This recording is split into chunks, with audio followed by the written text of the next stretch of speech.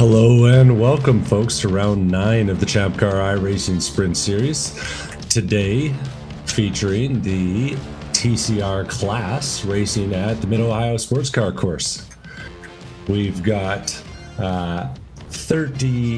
nearly 30 drivers signed up for the session here today, rolling out around the practice session, or the qualifying session, and it looks like it's going to be a close one up at the top with how the qualifying times are starting to shake out.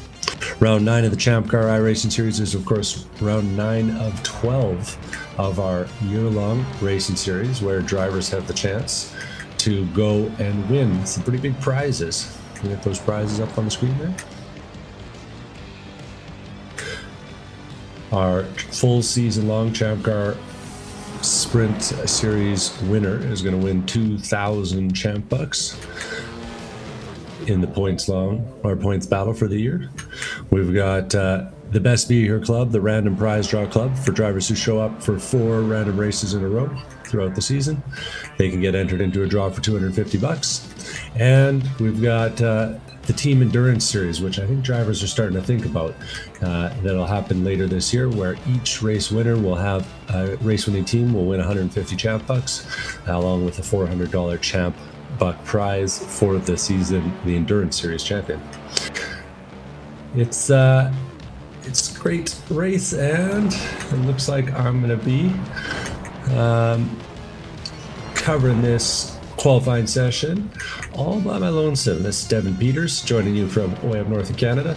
A little bit of a drive out to mid-Ohio, but luckily the sim brings it close to home. Jumping into our qualifying session here, we've got just about 5 minutes left as drivers are weaving their way around the track.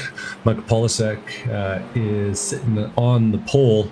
Not completely unsurprising. Polisek's on a streak. He's got 5 wins in a row and 5 races started, and the TCR class is his favorite. So strong favorite out there today. Put in the fastest lap in practice. He's got the fastest lap in qualifying. We'll see if anyone has what it takes to catch him. Second place on the grid right now is Ryan Puchtel. He's got that green and black car, the usual suspects up at the front here. Puchtel's been pushing Polisek hard this year. Second place in the points last season behind Polisek, and currently sitting in second place with a couple drop weeks factored in. Jared Collins is third in the points, running the Oreo livery today. My vote for best livery so far. And a newcomer today, we've got Fouad Al-Rilje, who's driving the Yart sponsored car. Looking clean, purple and gold. He's putting in some quick lap times, low 27s there. And he is gonna give our lead pack something a little bit different. We haven't had another driver up in the top 5 so far this season that's really been able to put some pressure, so we'll see what he brings to the table. Then 4th in the points and 5th on the grid right now is Michael Chase, running that beautiful Audi liveried car. And you want to know, it's an Audi race car, so that makes sense. It's RS3 LMS. Looks like the Audis are the preferred TCR car. We got the top 6 running that right now. And as this qualifying session carries on, it looks like some of the good might be out of the track. We're seeing a few quickest sectors, but most of the fastest laps happened early on. Lee Martin, actually, in 21st place, has put together a few good sectors through the first half of the lap. He comes into this final turn 12 here, turn 12 and 13 in Mid-Ohio, challenging Ben's right-hander that seems to go on forever, left-hander that's a little bit faster than you think it is, comes across the line, does Lee, and he gets up to 19th place, and he'll show us the rest of the lap here. So exiting turn number 1, fast up the hill. We don't run the chicane in this series. Hard braking up over the hill and turning down into the right. You can run a double apex, you can run a single apex. You don't want to run too wide, as Lee shows us there, because you do lose a little bit, but these TCR cars being front wheel drive will tend to push a little bit on exit as you come out of the keyhole. The start finish line in Mid-Ohio is on the back straight here before you get down to turn 4. And turn 5 up the hill. Single file through here most of the time in a racing condition. Hard on the brakes into 6, and you're into the S's. 7, 8, and 9, flowing over the hill blind on the right-hander here. Hard on the brakes again, and then again blind to the exit, so you can't quite see where you're going. Really have to time your throttle application there. Make sure you don't go out too wide on the exit. Turning back into the left, we've got turn 11, and then we're right back where we started this on board in the carousel, closing out the lap. The pit exit there is on the left, and it's a challenging one. We saw a few drivers earlier in the practice and even in the qualifying session practicing that entry. In these TCR cars, it's really narrow once you get off the track onto the pit lane.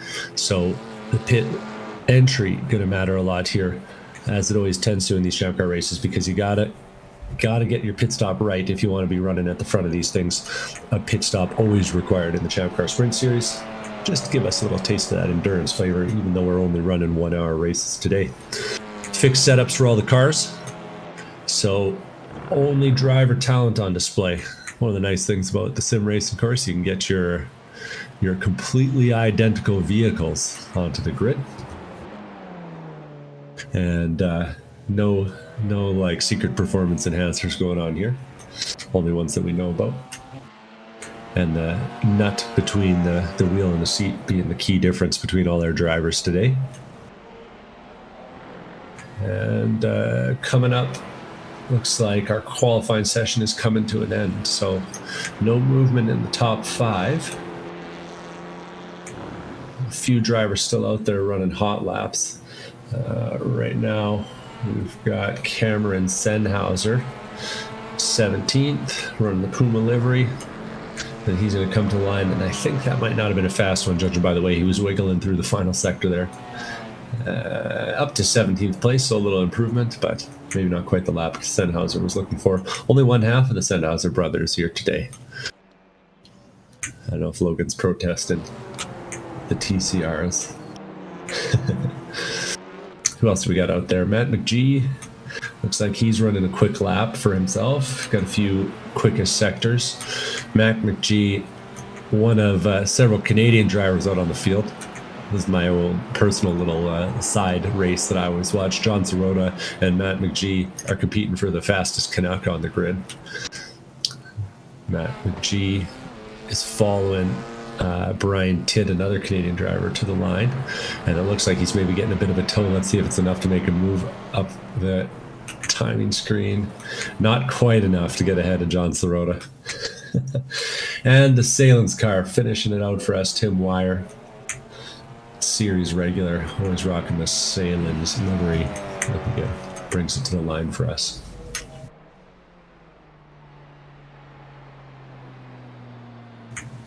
In that 42 car. So with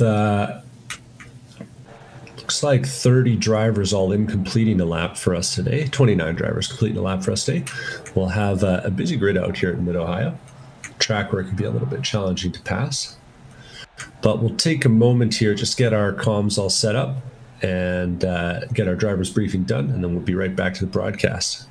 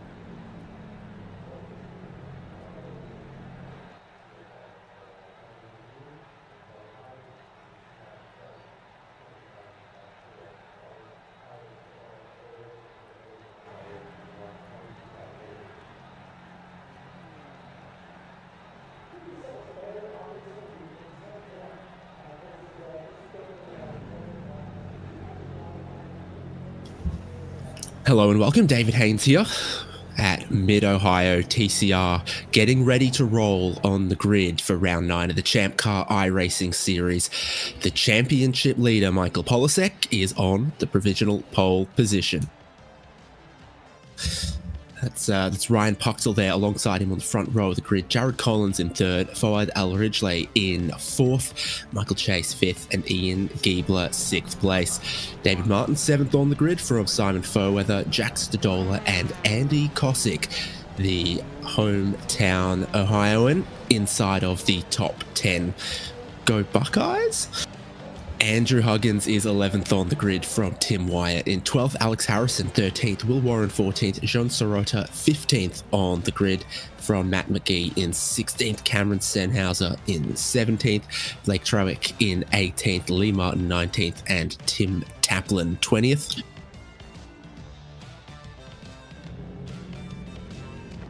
And the remaining drivers who set qualifying times: Ross Dudridge, John Nicholford, Brian Tidd, James Helbling, Stephen Stoddard, Steve Hermetz, Kevin Glass, Bill Salen, and Cindy Pickett. 29 turbocharged touring cars rolling on the formation lap at Mid-Ohio.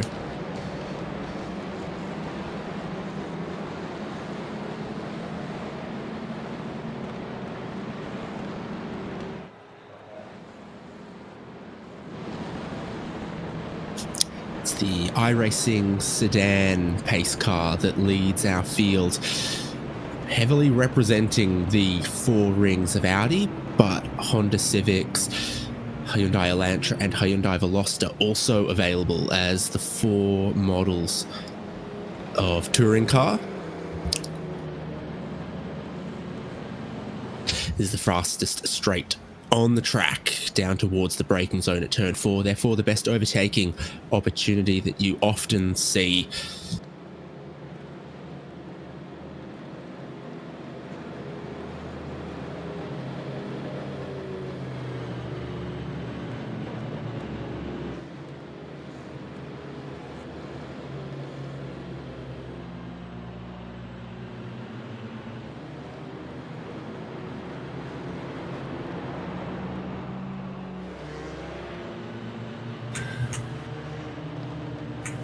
Got some angry TCRs chasing around that pace car, Haynes. Do, and we got the points. Jared Collins 272, Ryan Puxell 264, Michael Polasek 5 wins in a row, 250, and then Michael Chase, Ryan Carwile, Lincoln Fox, David Martin, Ian Giebler, Alex Harrison, and Kyle Robertson is our top 10 after 8 rounds with 4 to go. Every race matters. And Michael Polasek could probably begin to close that gap yet further if he can convert today's pole position into a win. It is a long and strategic race yet to come. Yeah, Jared Collins and Ryan Puxell aren't that far either, though. They just need to snap a few away from him here. He'll be perfect every time. Is in pit lane, and the green flag waves for Michael Polasek and Ryan Puxell, the front row of the grid. 60 minutes begins at Mid-Ohio as they roar down towards turn 1. Cold tyres throughout the field require caution underneath the bridge around the outside of the pit exit at turn 1. Michael Polasek, that horse, has already bolted. Rest of the field comes from turn 1, bypassing the keyhole directly to the hairpin.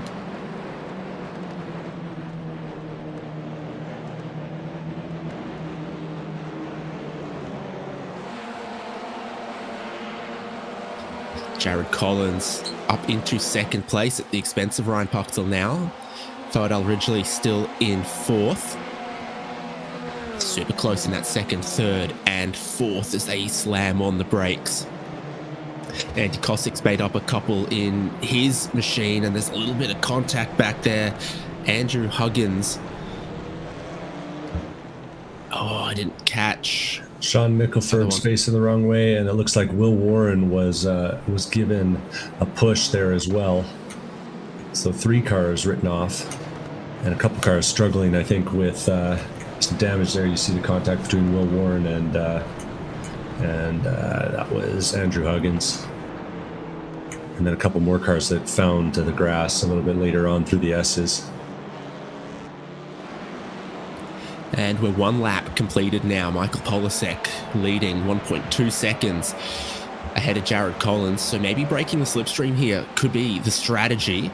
Ryan Puchtel in third, leading that next group. Alex Harrison with a bit of damage, I think, is the first driver to drive into pit lane.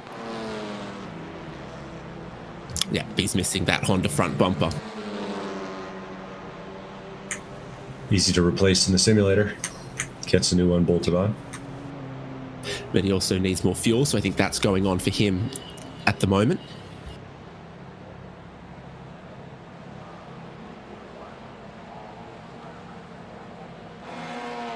Mid-Ohio, a course that lends itself to single-file racing, and Michael Polasek is taking advantage of that, I think. It's one of those tracks you can scarcely believe it used to be shorter and narrower, but somehow that was possible. It's had a couple of little updates, but been an absolute fixture of sports car racing in mid-Ohio for decades and decades now. This is the group just behind third place. So Puchtel in the SimCity Racing livery of black and fluoro. Then just behind him, Fawad Al Ridgely, Michael Chase and Ian Giebler. And they got a breakaway from Tim Wire in seventh, who's up 5 positions and managed to wrestle one back away from Andy Kosick. And then David Martin and Jack Stodola is that top 10 completed as Michael Polasek continues to build temperature into the tyres and lay down a new fastest lap of the race, but eventually those tyres will overheat. The temperature on the track is not outrageously brutal, but this car is very brutal on its tyres. Yeah, it looked like in the qualifying, drivers were putting on a new set after only one lap, so it loses a lot of goodness right away as soon as some heat gets in it.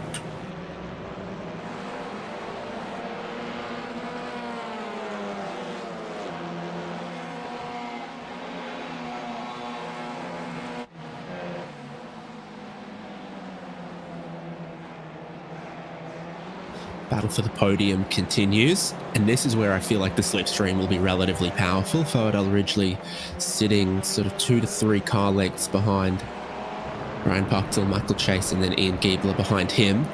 A good drive off the hairpin at turn 2. And you can then follow very, very closely. TCR cars, as they went along, kept getting more little aerodynamic bits tacked onto them, and this Audi RS3 is one of the latest. So it feels like it follows through the air relatively well.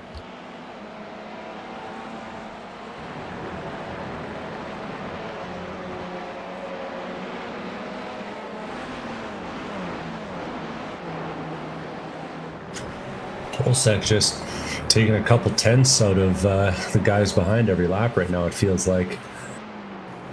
And interesting.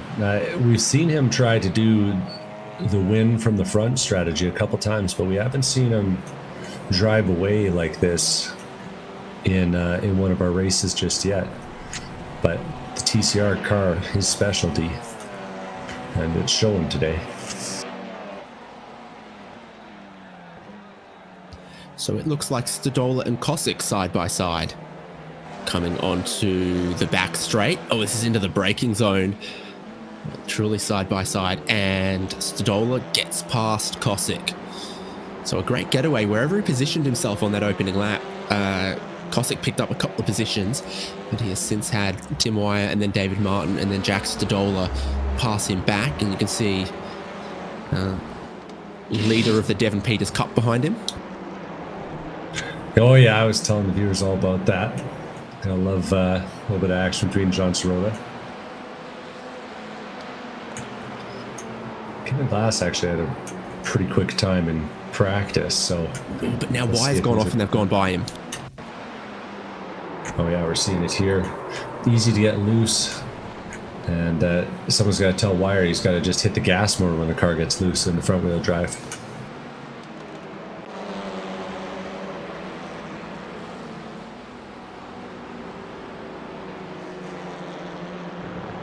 Cameron Sennhauser coming around the outside as Wire tries to cool those tires, find his senses a little bit.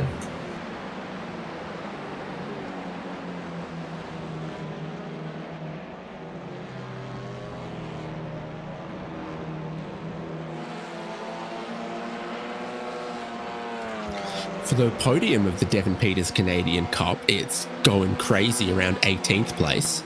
Brian Tidd, Kevin Glass, Steve Hermetz all together here with Cindy Pickett just behind. Bill Salen's trying to disrupt the Cup in 22nd with 4 Canadians in front of him.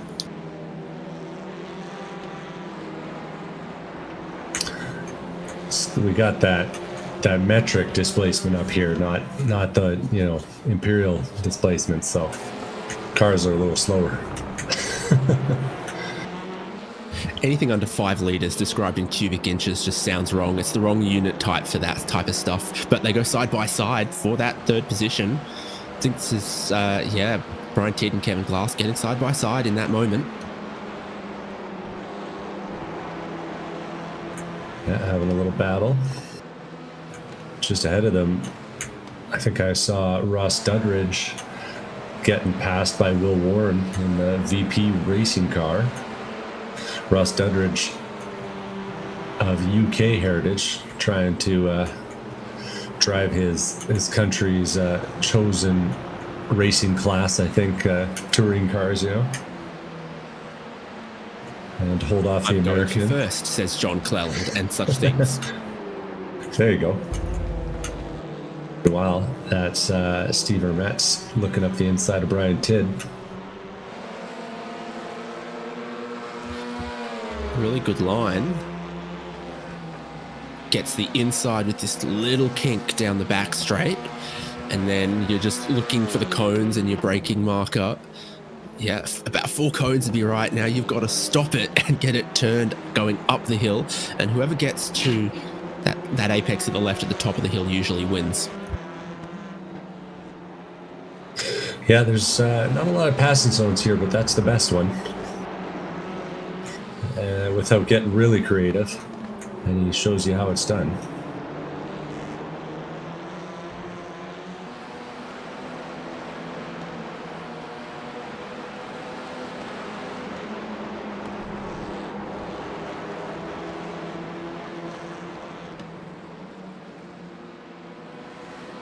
Tim Wire comes in, so we saw him off the road earlier, so he's gone for an early stop. Yeah, and I think might be early enough to make the fuel work. We'll have to see. Does look like a long fuel stop planned here. Meanwhile, rejoining the action, Matt McGee is holding up the likes of Blake Trowick just behind. Trowick in the Orca car, trying to find a little bit of a run. Had a lot of pressure on Matt as they were going through the carousel. This time, Matt gets a good exit coming out of the keyhole. And looks like he'll have a comfortable gap. But as you can see, these cars can kind of be driven a few different ways, and Blake is making it work through the S's.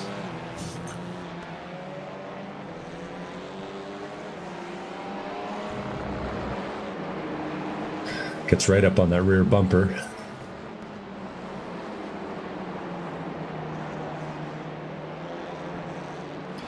Car always gets light and wants to push wide over that crest, so you've got to judge it correctly, but you're also a little bit blind because of the crest. Yeah, it's challenging out there for sure. And technically 4 different cars eligible for the TCR class on iRacing. Most of the field choosing the Audi RS3 LMS today, including these 2, but Cameron Sennhauser just behind him is driving the Honda Civic, trying to put some pressure on him.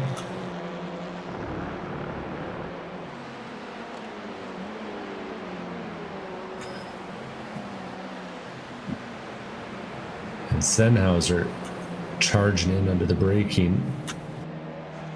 And I think both of them are seeing the exit that Matt ends up with ahead. Maybe needing to revise their notes a little bit because he gets away from them on the exit every time.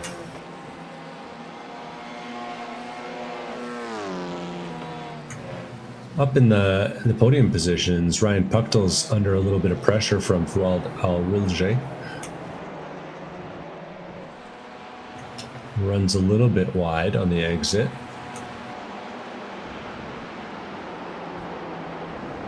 Before heading down Thunder Valley and up towards the carousel. starting to see some smoke coming from up ahead too. Jared Collins is working hard, hustling, doing his best to try and chase down Polasek, but Polasek's just on the edge of the camera shot. You see him go through turn number 1 there, up ahead of these guys, and he's clearing out. Gap's almost 3 seconds for Polasek. Yeah, and then closing a little second and third, isn't it? So Puckdell finding just a couple of tenths back versus Collins, and if he can get back within 1 second, then he might be able to find a little bit of slipstream in places like here on the track.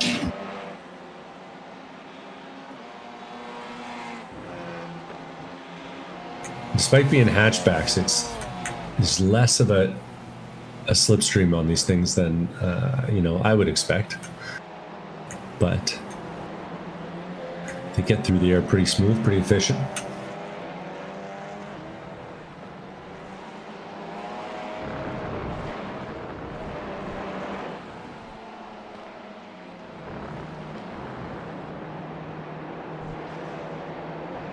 Big dab of the brakes for Ryan Puckdell. He gets it turned in.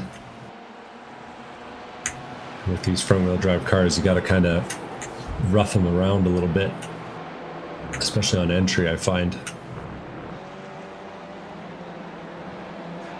Some corners where they really want to turn in by themselves, and there's other corners where they really don't, and you spend the whole stint going rearwards and rearwards on the brake bias for that corner, and others where you're trying to just be a little careful with it. So it usually wants to turn into 1. It's usually pretty good at turning into turn 9. Then it doesn't really want to turn up here. And Puckdell gets a bit closer this lap again to that second place.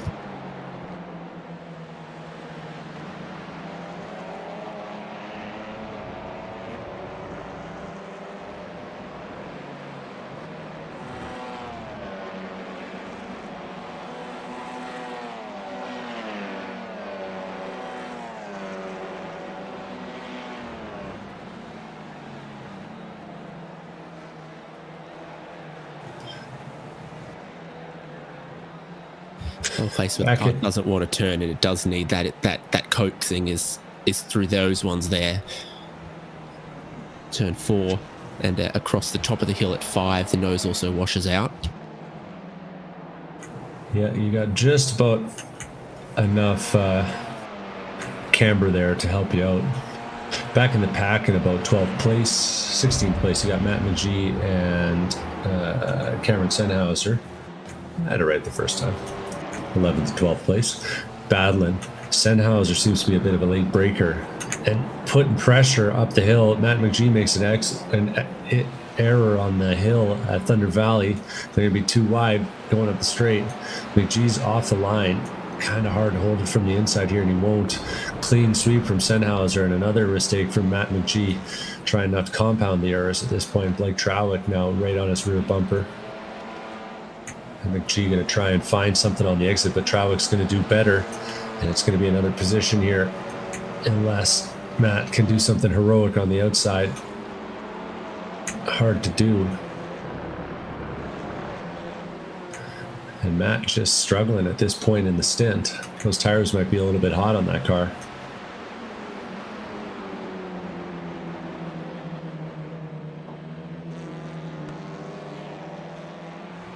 Yeah, fixed setup for everyone, but there's 1 or 2 things that are adjustable from the cockpit for the drivers, and the brake bias is key among them.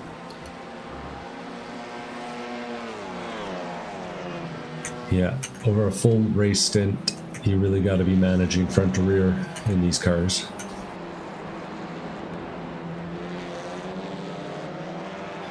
Practice your bus driver. Move it on back, move it on back.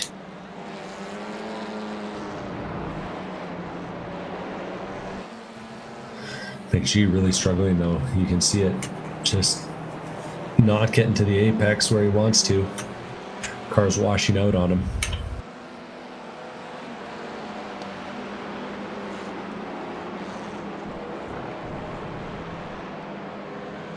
Hey, this middle part of the field here is where some of the sensations are. So Sennhauser and Trawick both +6 positions.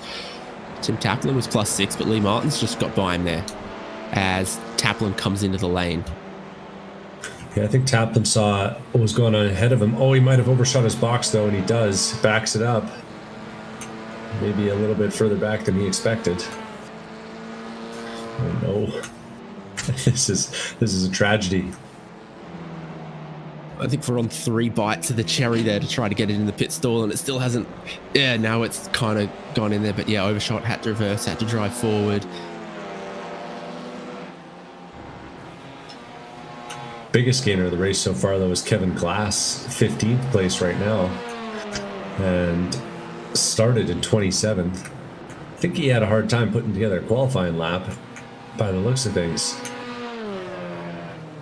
129.8. He's running almost a second faster than that last time by, as he put a move on Will Warren and was able to take the spot away. I think he's got his eyes up the road for Jean Sirota, hoping to be the fastest Canadian.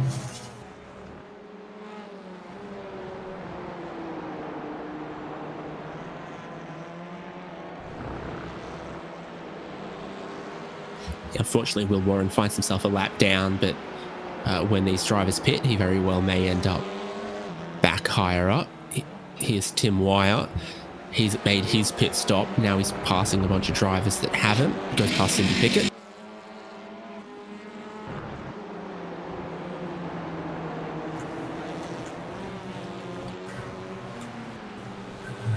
Alex Harrison's got to do the same, but he runs just a little bit wide behind Pickett.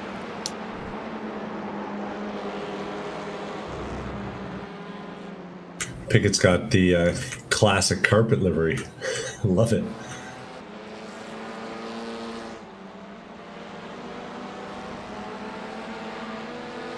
I'm looking closely. I think you got that shirt, Haynes. I think this might be a slightly different pattern.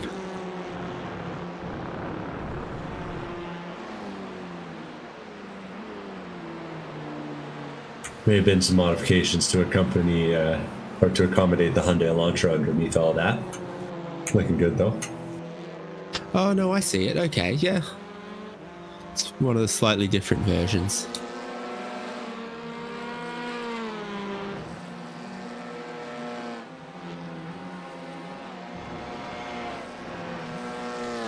Steady gaps, 2nd, 3rd and 4th, but all of them are being left behind by race leader Michael Polasek, so it still remains basically a second between Collins and Puchtel. Foadel originally getting a little bit closer to Puchtel just there, but the leader's margin moving from 3 seconds to 4 seconds to about 4.8 at the moment. He's just going into the braking zone of turn 4. We're just arriving there now with this group of drivers. And I don't know if it's driving style for sure. Al Ridgely really seems to be a late breaker and really closes up on the entry. And definitely got to feel a little threatened if you're Ryan Puchtel with that car bearing down on you into turn 4. Hard to resist not taking a defensive line, but of course that's what those late breakers want you to do, is close up on you.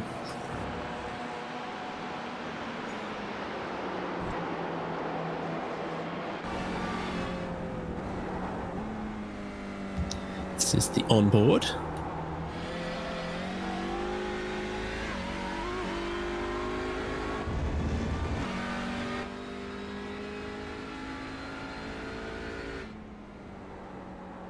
Top right, the drivers know how much fuel they've got because of that. They know their most recent lap time in the red bar.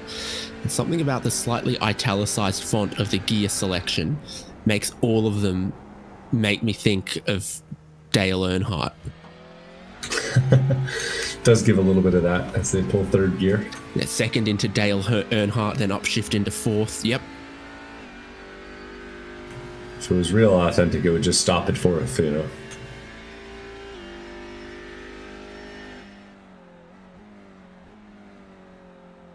Well, in typical Audi fashion, 1st and 2nd gear are too short to be any use, and 6th gear is too tall. Almost as useless as some of the BMW gear ratios, like their 8-speed GT4, where about 3 of those gears are usable.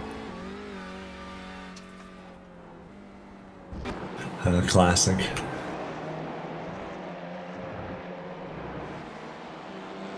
Weil du siehst, diese Gears for cruising on the Autobahn. Yes. Yeah, we should get us an Autobahn. Though most of the roads up here are straight enough and long enough that you can go as fast as you want, because you can see miles and miles ahead. If I could trust our drivers, I still wouldn't trust our animals. Fair. You think a kangaroo could safely cross an Autobahn? I don't think so. Yeah, I wouldn't like it for anyone involved in that one. Tiny bit of traffic now for the race leader, such as his advantage, that there's a bunch of drivers that were sort of mid-pack, tail-pack, have pitted and are now going a lap down to Polasek. So that looks like Taplin and Huggins, who've both stopped, are battling each other, but have just had to have a momentary ceasefire as the race leader comes through. It's nice sometimes to get a little break when the blue flags fly. Won't be long though before the next cars are upon them. And the next group of drivers who've pitted that are going to battle it out is also looking like Alex Harrison is catching Tim Wire, 21st and 22nd. So battles just coming back together after a couple of early pit stops. 6 minutes from the halfway point when you'd expect a few more pit stops. It's only a few that have taken onboard fuel. The top 20 still haven't made their stop yet.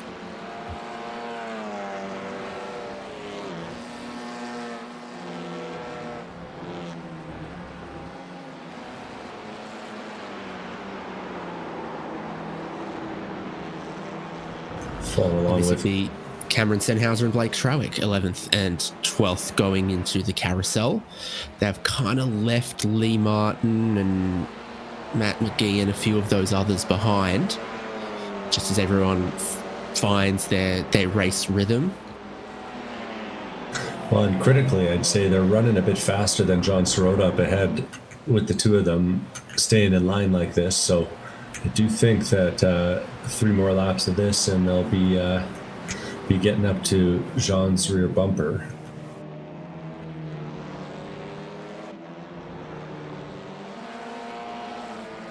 Depending on the driver, that can be a good thing or a bad thing. It can be hard to drive fast all on your own sometimes.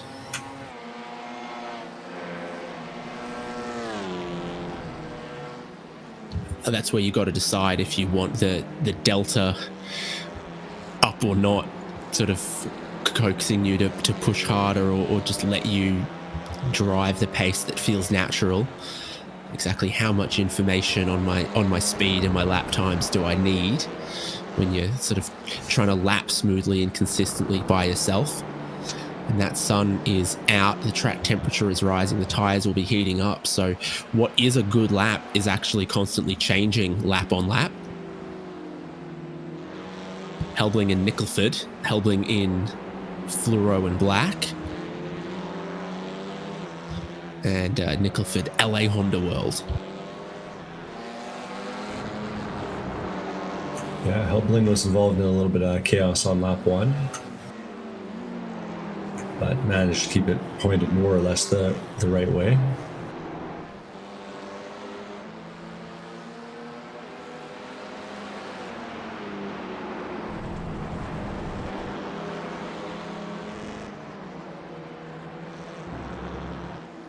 So we're seeing Nicholford a bit over a second quicker last lap. That's how he's gotten to the back of Helbling here, but we've seen his attempts at overtakes have not been yet successful.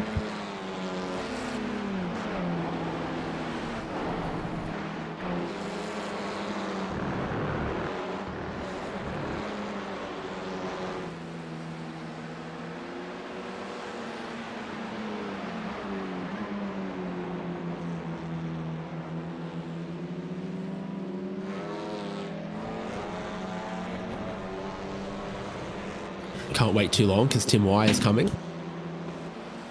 Yeah, I was going to say a little bit of battling is a good time, but Wire sees an opportunity here.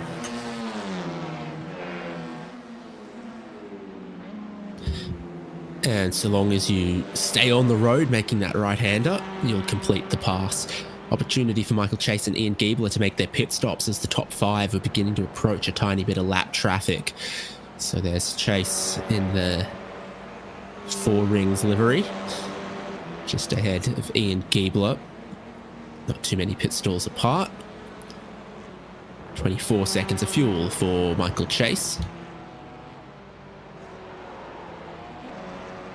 And it is fuel only.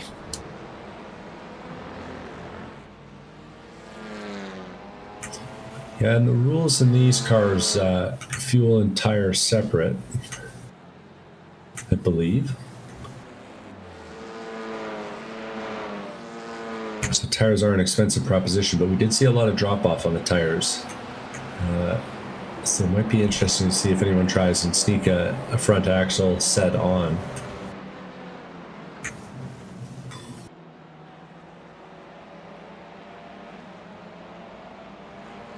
Fidel Ridgely dives for pit lane. So again, trying to pick a moment amongst the traffic. Polasek, Collins and Puchtel stay out, but from 4th place, well, he's looking for his crew just as Matt McGee is leaving. I think McGee looks like he took front tyres. So a longer stop, but he could be very quick towards the end here. Don't know if you'll get all of that 23 seconds back, but you'll get a big chunk of it back and you'll feel like a superhero for the next 15 minutes. Yeah, I think there was a little debate about what the best strategy is. Comes down to how hard you're wearing them. Fouad's going to come back out with not a lot of traffic behind, but Blake Trowick, Cameron Sennhauser, and John Sirota up ahead.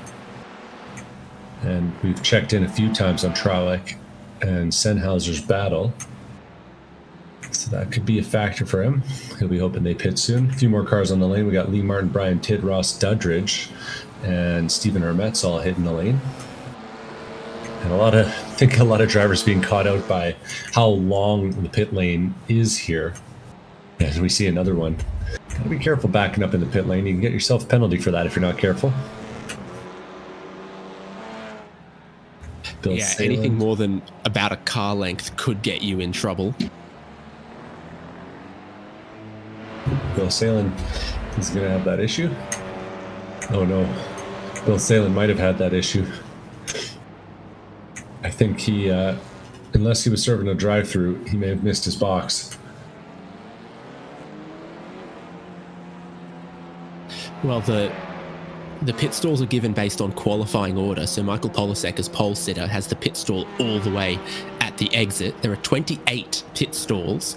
It means that if you, for example, qualified, I don't know, 28th, you'd have the very first pit stall on the way in if you were Bill Salen. Yeah, and it comes up very fast. So catching a few people out. David Martin, John Sirota, Cameron Sennhauser hitting the lane. Oh, and Kevin Klass risking it, backing up a long way. He might have gotten away with that one. We'll see what the flag says when he leaves. Yeah. Glass was 27th on the grid, so he's got the second one on the way in, and Bill Salen's got the one just behind him. Other pit stops underway, so 22 seconds for David Martin. 21.5 seconds for Cameron Sennhauser. Jean Sirota's getting the front tyres, and the race leader, Michael Polasek, is now in the lane. He's not going to miss his crew because he's got to go all the way to the end. Right at the pit exit end of the lane is where Team Polasek are. Jared Collins diving in early, making sure that he doesn't miss his box. So Collins follows Polasek, but Ryan Puchtel stays out for another lap. Pretty important in the Ryan Puchtel versus Jared Collins battle. Jack Sadola and Andrew Kosick come in, so it's almost all of the field in the last 2 or 3 laps that we've had for Michael Polasek. 20.9 seconds. He's rolling back out into the race.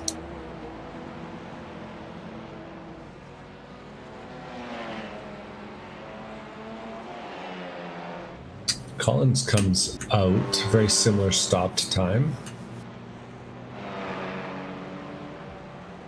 So kind of overcut, undercut you get in here? If you're Pucktel, you're hoping it's a good one. If you're Polisek, you're hoping it's not.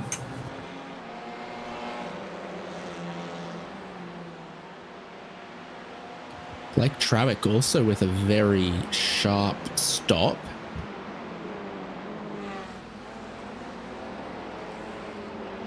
So I think that's going to have him ahead of Lee Martin, but just behind Alex Harrison.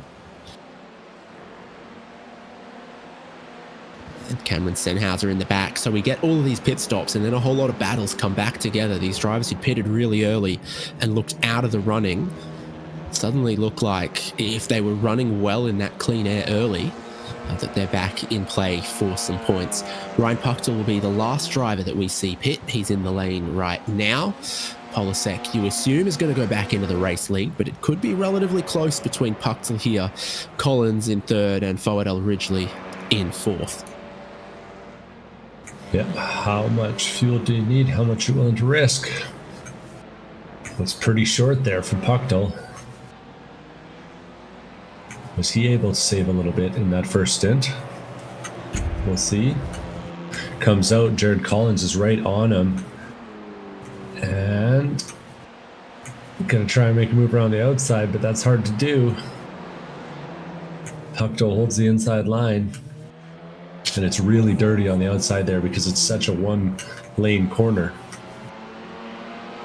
Yeah, we haven't seen much side-by-side through there, so the high line is a bit dirty around there, and Pucktel looks like he's going to try to defend this second place. Ran one lap longer, had a slightly quicker stop, and has come out ahead of Jared Collins, who's looking real racy and punchy for this one. Second and third on the road, and they're 3 seconds clear of Fouad El Ridgely, so I don't know exactly where that time was lost for the driver of the 22.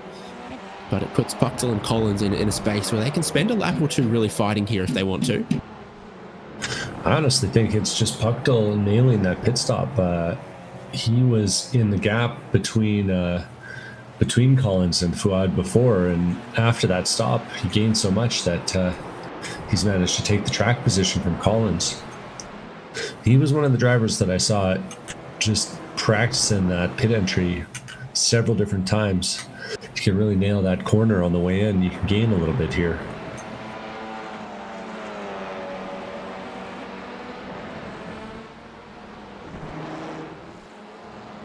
Would you say that pit lane speed is 45 miles an hour here at Mid-Ohio?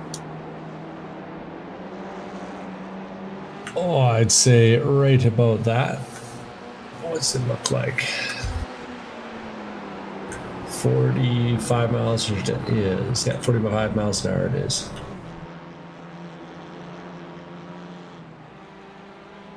So, looking at some of where everyone is on track, where the spaces are, this is a tight little group here behind 10th place.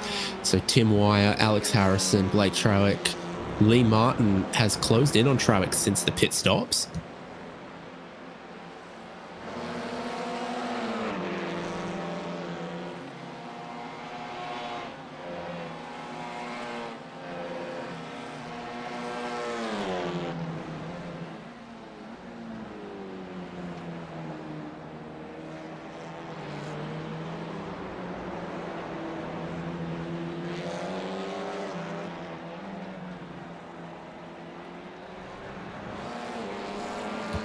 Jack Stadola, Ian Giebler, 7th and 8th. Stadola's up 2 spots in the race. Giebler is down 2 at the moment. Stadola had quite a shorter stop.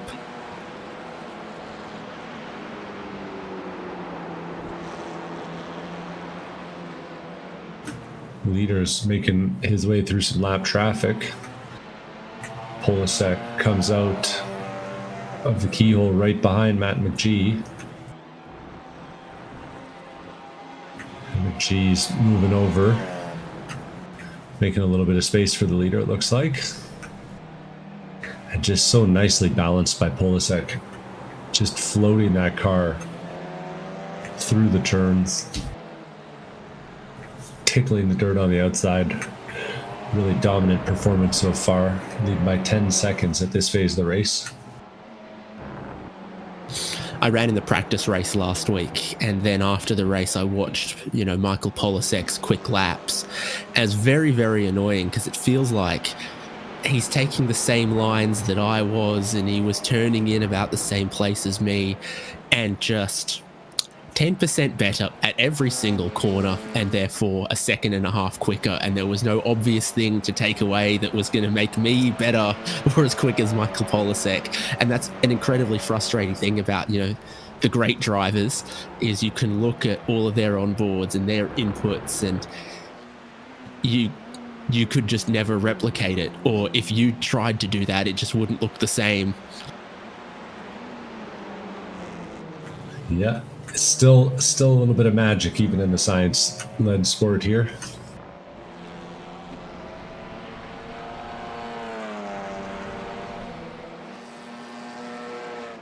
Battle for the Canadians is heated up. Everyone from 18th to 22nd participating in the Canada Cup.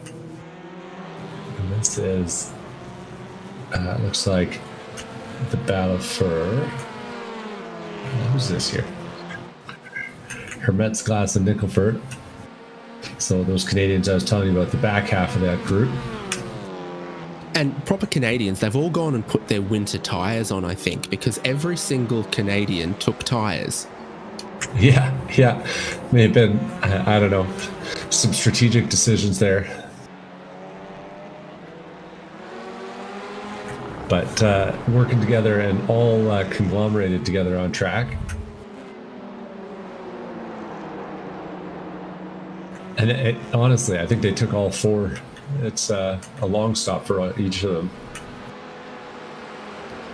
Well, it's 23 for fuel, and then it's about another 22 for front tyres, 44 on top of that for all four tyres. So that looks like fronts. It looks like if you want to see someone who stopped and took four tyres, probably Bill Salen.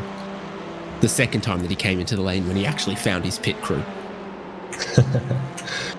Tim Taplin is putting a move on John Sirota, who's leading the Canada Cup. Oh, I got the wrong Canadian. He's put a move on Cindy Pickett, who's a lap down, while chasing down the likes of John Sirota, who himself is trying to battle with Huggins just up the road from this one.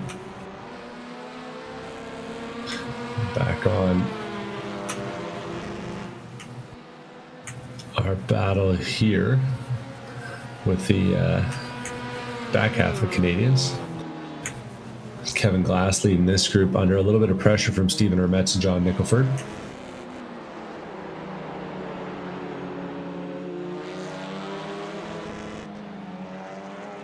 And Nickelford just hammering the red line in that... you can hear it as he goes over the hills in that Honda. It's Western Canada, at least, there's a lot of E-Class, vaguely NASA rule set racing that occurs in Honda Civics.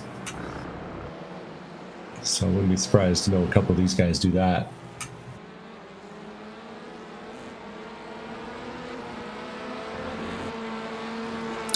Ryan Puckdell seems to have survived the attacks of Jared Collins. Last lap forward, Ridgely took a little bit of time out of the both of them, but again, traffic comes and goes. It giveth and it taketh. Michael Chase is firmly ensconced in 5th position because, well, he's 10 seconds behind forward Ridgely. He's about 10 seconds ahead of David Martin in 6th. Sadola's our biggest mover inside of the top 10, up into that 7th position. At the expense of Ian Giebler. Andy Cossack's still in that top 10 in 9th. And Tim Wire is in 10th. If you're looking for a lightning bolt, John Sirota in 16th is the highest placed driver with new front tyres. So that will be a benefit at least over the next 10 or so laps. And they're closing in on Andrew Huggins. Yeah. Andy Cossack briefly on the screen there, but having a quiet one today. I think might win the quietest race of the week award. He's just been lapping quietly since the first couple laps of the race. Hasn't seen anyone, it seems like. watching along here.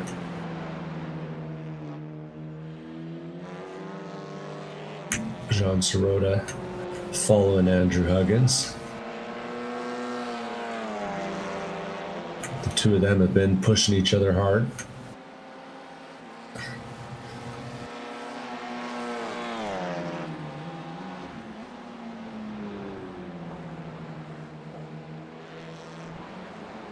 Pushing the track limits Yeah. hard there.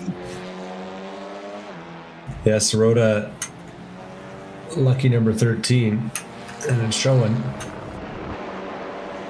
There's kind of a few different ways to get it right through there, but that felt a little bit dangerous.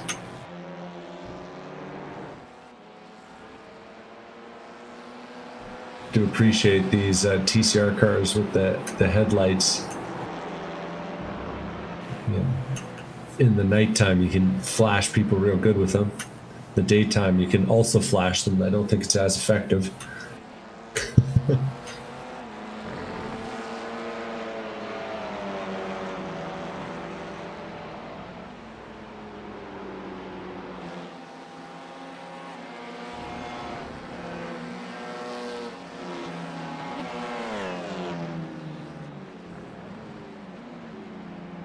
And we got Blake Trowick following the likes of, Lee Martin following the likes of Blake Trowick in the Orca car. Trowick favoring that wider exit over the hill. Under a little bit of pressure.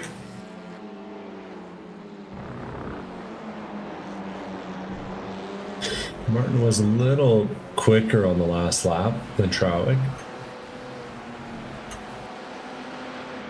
And has been a little quicker for the last few.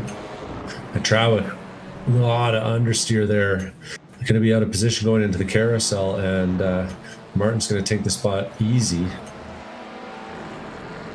Carousel, like turn 2, seems to be quite dirty once you get that deep and wide offline.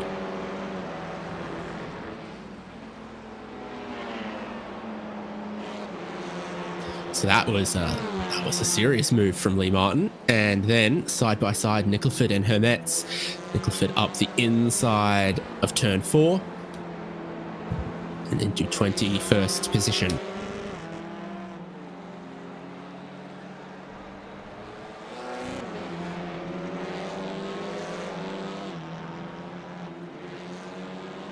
Stadola's also caught David Martin here, so last lap was very competitive from Jack Stadola. You can see it there, 28.7, 29.7 from David Martin.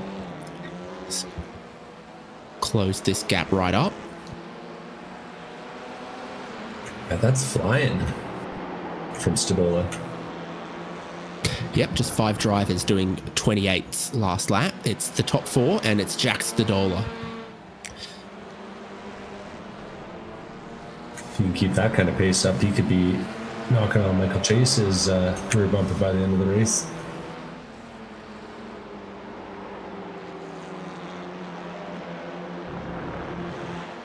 Gained 29.4 from David Martin, a 28.8 from Stadola. So 2 laps in a row, he takes a big margin out and maintains pace within the minute to 28 range.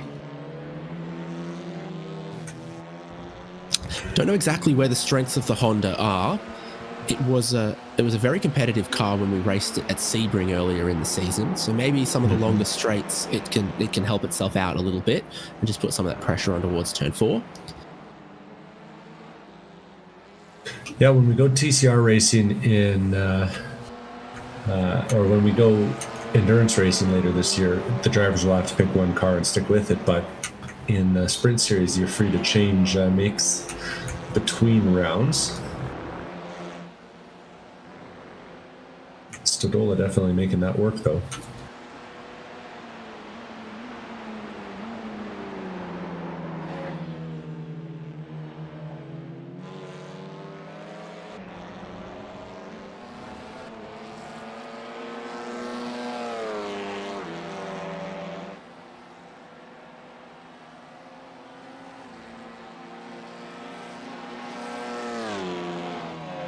So that difference in front tyre is not bearing out how you would have expected for John Sirota. You would have thought he'd have fair bit more grip in some important places that might make overtaking a little easier than it has looked.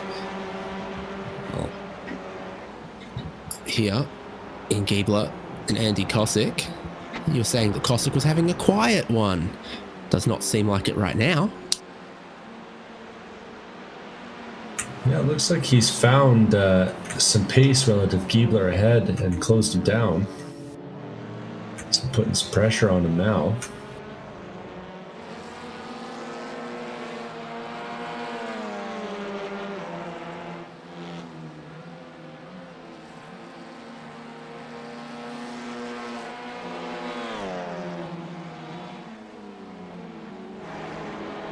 The Hyundai Elantra was called the i30 sedan in the Australian market because Mitsubishi Motors Australia had the trademark to a trim level called Elantra. Oof. And they thought people would get confused between a Mitsubishi and a Hyundai.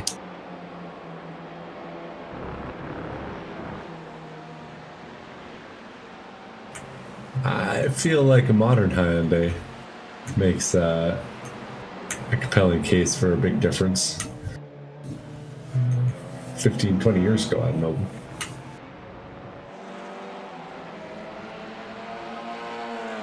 So at just about 2.5 miles, Mid-Ohio is on the smaller end of permanent circuits, and there are oval courses longer.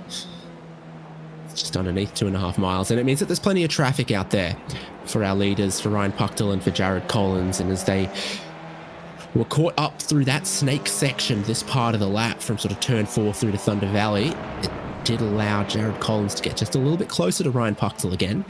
They exited pit lane and they were so close together. Puchtel appeared to get away a little bit thereafter. Jared Collins is back in the fight right here. And suddenly I'm craving a sandwich cookie.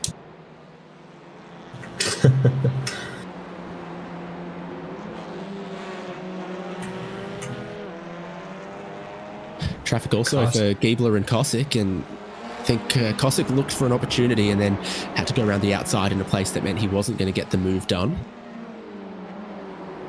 Yeah, gotta time your pass right here. Looks like they're going to get a little bit of help from Ross, who gives them some room to race. Because what if I told you Ross Dudridge is battling Will Warren for position that lap down there, 24th and 25th. Battles aplenty at Mid-Ohio as Dudridge goes wide. Warren's got a good line onto the front straight. So you can only pick, what do you want to watch the battle for 2nd, 6th, 8th, 10th, 15th, 19th or 24th? Or Canada Cup? You know, hard to choose out there. But yeah, it's busy times out there for everyone. Oh, and in that battle for 24th place, we've got a black flag on for Ross Dudridge. I'm thinking maybe one too many off tracks. Yeah, has managed to accumulate a black flag for instant points. Might have to drive a penalty for that.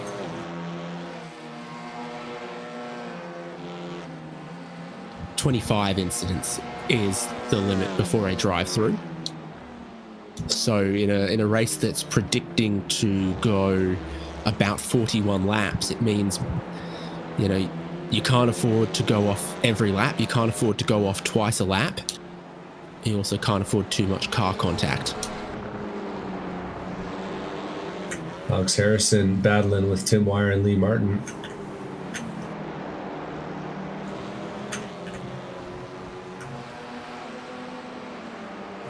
To come up through Thunder Valley. Wild to think they used to do the little doopsie-doo through there around the oak tree. Mid-Ohio's very own oak tree corner.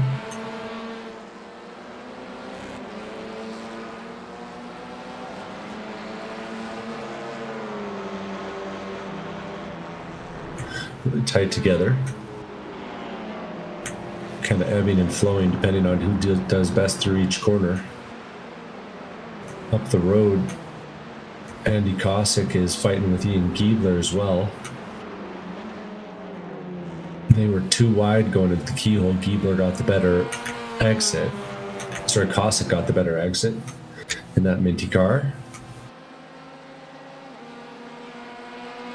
So Yeah, Cossack by Andy Cossack up into to 8th now.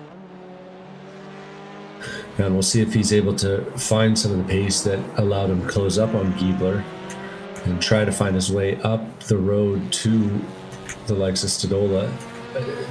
7 seconds up the road, so it would be a large undertaking to get all the way there.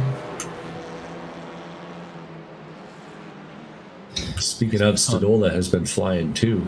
He's on the rear bumper. Swing a dead cat without finding a TCR battle.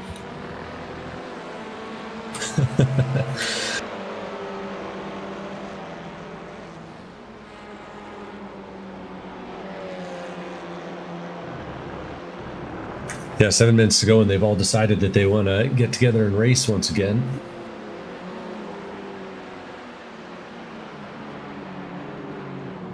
But there's problems for Andrew Huggins. Oh no. Meatball flag is out for him. Oh. Yeah. Looked like Serrata.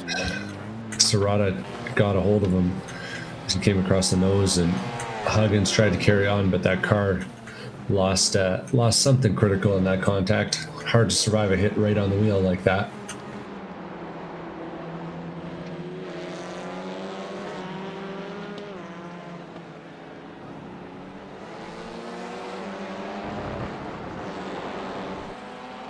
David Martin and Jack Stadola here coming up on some lap traffic.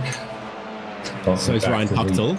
That's why he's going to give a flash of the headlights going towards turn 1, because got Jared Collins hot on his heels. It's about 4/10 between them. Yeah, it feels like it's been 4/10 for the last 20 minutes. These two can't get away from each other.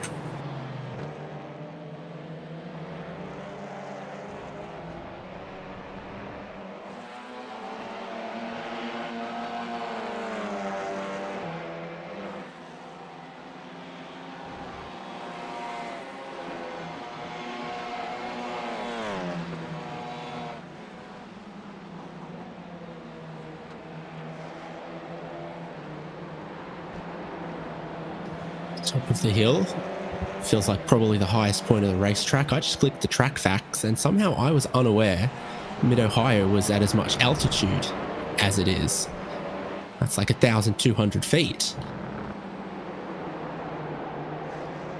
It's kind of wild. Every, I think, 500 feet of elevation, SRO gives naturally aspirated GT3 cars another 0.5 millimeter of air restrictor, so factors into the bop of GT3 here. Such elevation and heading heights.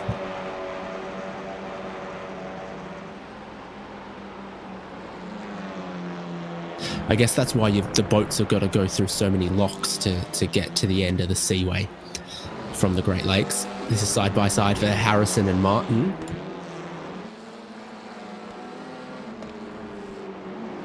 Harrison, after that very early incident on lap 1 in this race, has worked his way back a couple of positions, clearly passing the likes of Blake Trawick and now Lee Martin. And he's in the zone, touches the wall on the entry there. Give it a little bit more room than that.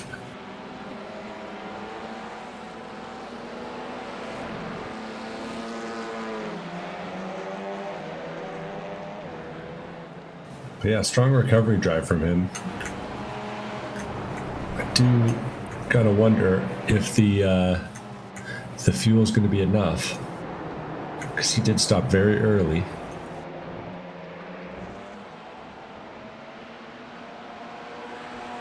One of these days, you and I should charter a boat, Devon, and we can sail from Detroit, Belle Isle to Circuit Gilles Villeneuve, Montreal, making a stop at Cleveland Lakefront Airport.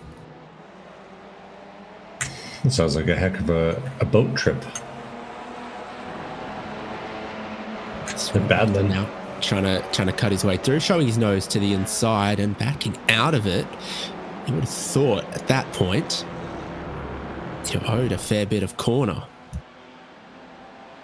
Yeah, I think McGee, realizing what's going on, has the leaders now with him. Collins going to have to stay wide, and so McGee doesn't fare, at least. Look how much closer Al Ridgely's gotten as well. Yeah. Well, I mean, feel for McGee because he's battling with Tim Taplin just up the road too, so he doesn't want to give up too much.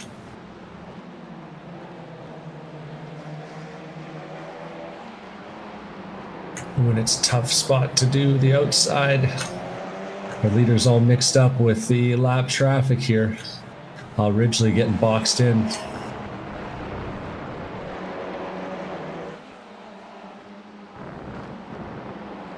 It's part of, again, what got him closer to this battle for the podium, now also makes it a little bit difficult to stay with them. To Thunder Valley, he'll manage to get past, you would think. 2 minutes left on the clock. Michael Polisek crosses the start-finish line to give us 2 more laps of Mid-Ohio, doing very rapid lap times of, that's 88 seconds, just underneath a minute and a half. A bit of power for these cars, and again a sub 2.5 mile lap. We can get around pretty quickly. It's not Road America or Sebring here, that's for sure. This is a battle that is brewing in 4 directions. Ian Giebler, we've seen struggling. Andy Cossack got by him not that long ago. Now Tim Wire, Alex Harrison and Lee Martin are on him. Wire looks to the right hand side, barely has enough space to demand he be left room, as he had his nose half an inch alongside. Keebler just slow in this phase of the race. 131s last time by. The rest of this pack running low 130s. And I don't know if he's cooked the front tires off that thing, but it seems to be handling real bad. But he's holding on for dear life. Harrison gets a big run, and he's going to take the inside line, giving Tim Wire a push, and the 2 of them will pass Ian Giebler. Giebler coming back under braking though. Well, Giebler got out of the throttle as he started to push wide in turn 1. He really didn't want that off track, so I wonder if that's one of the things slowing him up. If he's close to 25 incident points, it lets Tim Wire, Alex Harrison and Lee Martin get past in one swoop. But it puts Alex Harrison right on Tim Wire, who takes a defensive line down in towards turn 4. These drivers will know how much time is left on the clock. It's the final lap of the race for the leader. It'll be the white flag shown to these cars when they come around next time. Good thinking there, Haynes. From what I can see, Giebler's got 19 incidents, so he's probably stressing more than most. Doesn't want to hit that 25 number.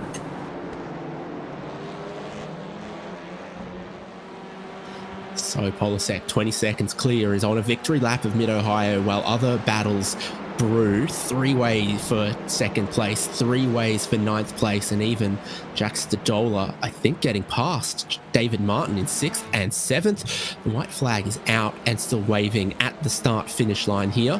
1 more lap of Mid-Ohio for these drivers to settle their battle, and then Michael Polisek will come through the carousel and take us from 5 wins in a row to 6 wins in a row in 2026 in the ChampCar iRacing series. Michael Polisek can't be stopped at any track or in any car. Ryan Puckdell leading the battle for the podium. 2nd place under pressure, but it's really Jared Collins who's under pressure from Fuad right behind. Al Ridgely is going to try and get the run to the line, but it's a short run, and it's going to be Puckdell, Collins, and Al Ridgely at the line for 2nd, 3rd, and 4th.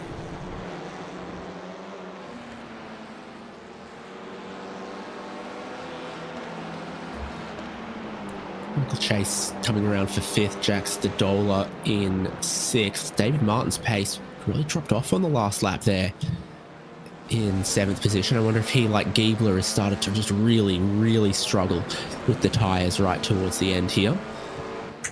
Tim Wire is holding off a battle behind him. Alex Harrison and Lee Martin under pressure, but by this point in the lap, it's really hard to make a move stick. Got to do something heroic in the carousel if you want it to work, Harrison. He gets real close, but not close enough. And on the exit here, you got to think that it's going to go to Tim Wire, who will cross the line in 9th place, Harrison 10th, Lee Martin 11th. Last battle on track is going to be between Blake Trowick and Cameron Sennhauser. Off again, on again, they've been battling. Sennhauser making up ground. Trowick out of fuel, but at the line, Sennhauser is going to have not quite enough to get past Blake. And that's the last few cars on the lead lap. Fist fight at Mid-Ohio, 60 minutes of the ChampCar iRacing series in the TCR cars for round 9, and Michael Polasek takes the win. Ryan Puchtel and Jared Collins complete the podium again, but they were only just ahead of forward Al Ridgely. Michael Chase in 5th. Jack Stadola, a good race for him to finish 6th. David Martin in 7th. Andy Kosick, top 10 in 8th place. He loves front-wheel drive cars and he loves Ohio, so this should have been him all over. Tim Wire in 9th from Alex Harrison and Lee Martin. What a battle that was right at the end. Ian Giebler fading a little bit to 12th position. Blake Trowick coughing and spluttering to the line in 13th, just ahead of Cameron Sennhauser. John Sirotto wins the Devon Peters Memorial Canadian Cup, except Devon's still alive, in 15th, just ahead of fellow Canadian Matt McGee in 16th. Then there was Tim Taplin in 17th, Kevin Glass, Brian Tidd, and John Nicholford. In 21st was Steve Hemetz and James Helbling in 22nd. Ross Dudridge and Will Warren. 39 laps of 41 completed for Bill Salen and Cindy Pickett. 35 for Andrew Huggins, Simon Foweather, and Stephen Stoddard did not appear to take the start of the race.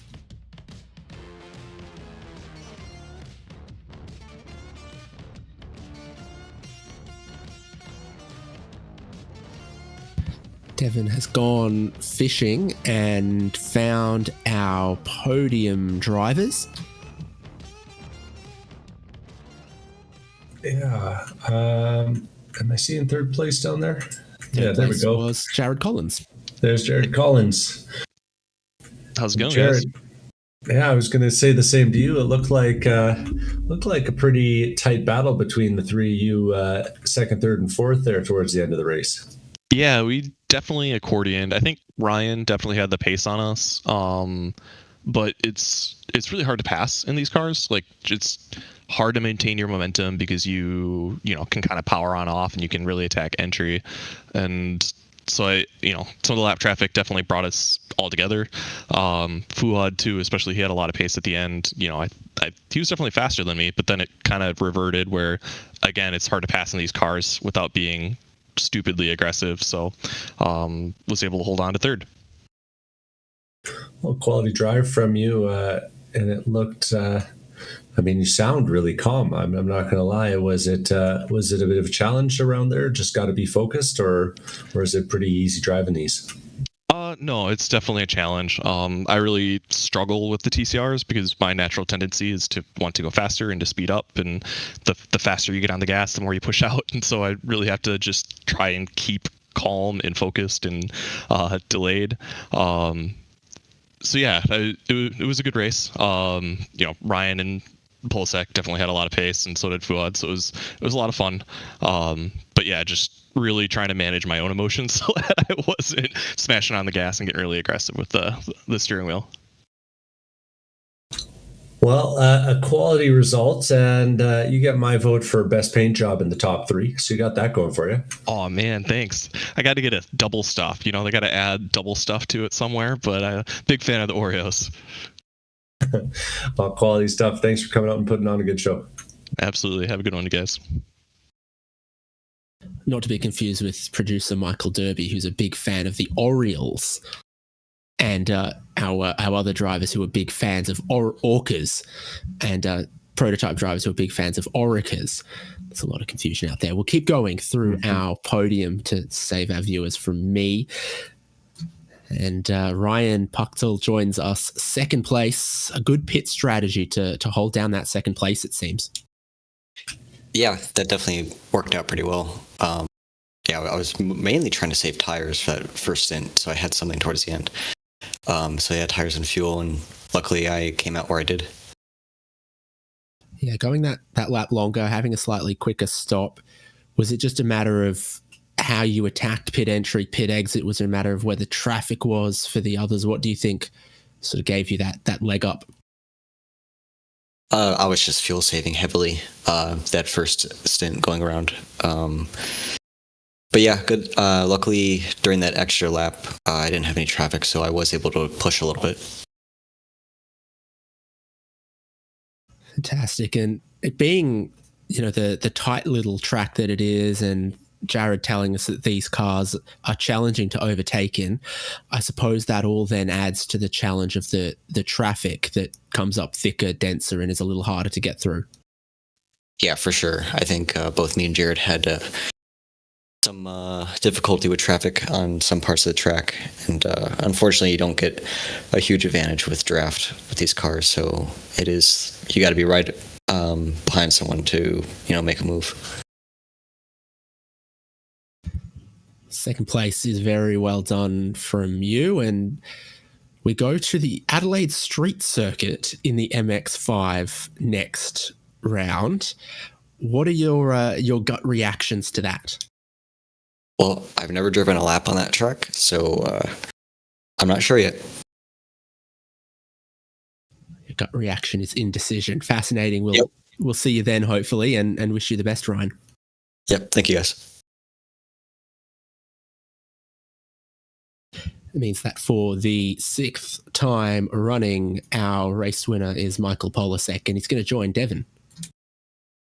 6 for 6, Michael. It's got to feel pretty good. Yeah, I'm pretty happy with this win. Fortunately, everything went to plan, so I got a really good start. And fortunately, Jared and Ryan started fighting immediately, so I was able to run away from that. And from that point on, it was just about saving tires and managing the pretty insane drop-off that this setup has. It also doesn't help that the fixed set just has a huge amount of camber on it, so it just chews up the tires. But overall, pretty cut and dry race. I just had to keep it on the road and keep the tires underneath me, and we were all good. I was going to say it looked like you were able to execute the pull away from everyone strategy, which I think you've tried a few times, but it hasn't always gone that smooth.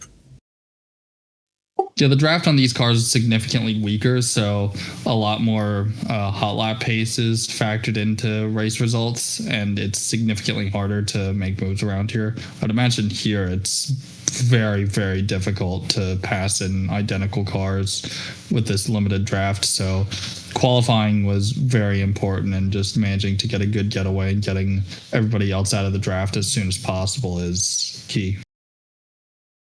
And now that we've finished at Mid-Ohio, can you tell us what the secret is? Where do you stick the NOS in your car? The brake pedal. It did look like you were really, really able to dive it in and kind of balance the car there. I mean, that's how you drive these cars, is you control everything about this car on the brakes, and then you really only use the throttle to get around like the last 20-30% of the corner. So it's a lot of fun. I absolutely love these cars. If anybody out there does have iRacing and does not have these cars, buy them immediately. They are the best cars to race on the service. Spoken like a guy who's won every TCR race he's ever entered, I think. I've been driving these cars for a while. That's quality stuff. And are you also as expert at the Adelaide Street Circuit as you are at Mid-Ohio? Adelaide is a track I'm less familiar with, but it should generate some decent racing. Very, very difficult to string a good lap around there. So it's going to be interesting how the strategy is going to play out in the MX-5s. It's really all down to managing the big curbs there, the pretty confusing final sector, and then also, most importantly, avoiding that turn one slowdown, which is extremely easy to get. Looking forward to seeing it, and we'll see if you can make it 7 for 7. All right. Looking forward to it. Cheers. Thank you very much.